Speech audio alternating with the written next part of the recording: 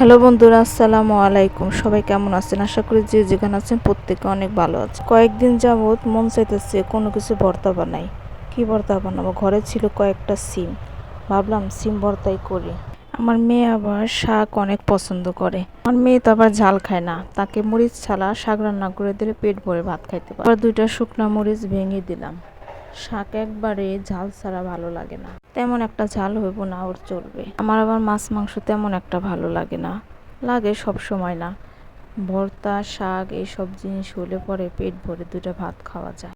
এর ফাঁকে আবার সিম ভর্তাটা বানিয়ে ফেললাম। পাটায় ডলে ভর্তা বানানোটার মজাই আলাদা, যেটা ব্লেন্ডারে পাওয়া যায়। ব্লেন্ডার আছে, আমি সবসময় ব্যবহার করি না।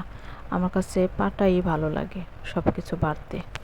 আমি সব ধরনের মশলায় পাটাই বেটে খাই। পাটায় মশলা বেটে খাওয়ার স্বাদই অন্যরকম, তরকারির মজাই হয় আলাদা। যে কোনো ভর্তা যখনই বানাই না কেন, ওই পাটার ভিতর ভাত মেখে খাওয়ার মজাই অন্যরকম, যেটা প্লেটে পাওয়া যায় না।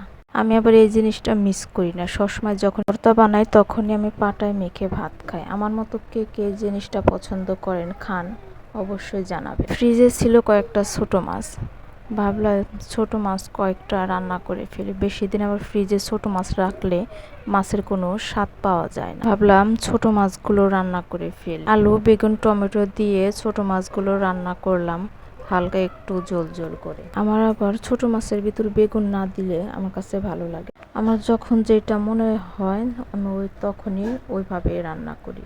আলু দিয়ে চচ্চড়ি করি, আমি আবার সব ধরনের 2-1টা সবজি দিয়েও চচ্চড়ি করি, ভালোই লাগে আমার কাছে। অনেকে আবার এইভাবে পছন্দ করে, অনেকে আবার পছন্দ করে না।